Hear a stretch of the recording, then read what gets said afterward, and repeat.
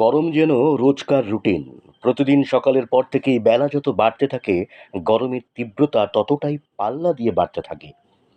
জেলার প্রতিটি অঞ্চলে সকাল থেকে লক্ষ্য করা যায়, একটু রোদ না উঠতেই এলাকার মানুষজন কারো চোখে সানগ্লাস, কেউ বা নাক মুখ ঢাকছে কাপড় দিয়ে, কারো বা মাথায় ছাতা। এভাবেই চলতে হচ্ছে গরমের সময় সকলকেই। বিভিন্ন বাজারগুলিতে লক্ষ্য করা যায়, আখের রসের দোকান থেকে শুরু করে জুসের দোকান এবং ঠান্ডা পানীয়ের দোকানে মানুষের ভিড়। গরমের এই দাবদাহ থেকে নিস্তার পেতে কেউ চুমুক দিচ্ছে আখের রসে, কেউ বা পান করছে ডাবের জল, কেউ বা ঠান্ডা পানীয়। যদিও এবার গরমের ডুয়ার্সের একমাত্র ফল তরমুজ, যা চাষ হয় জেলার একাধিক জায়গায়, তার ফলন এবার অনেকটাই কম। তিস্তা নদীর বিস্তীর্ণ চরে তরমুজ চাষ হলেও গত বছর সিকিমের বিধ্বংসী বন্যায় ভারতীয় সেনাবাহিনীর বিভিন্ন মর্টার শেল প্রায়শই দেখা যাচ্ছে তিস্তার চরে।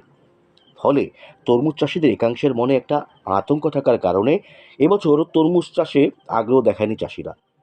ফলে তরমুজ বাজারে মিললেও দাম প্রতিবারের তুলনায় ঊর্ধ্বমুখী।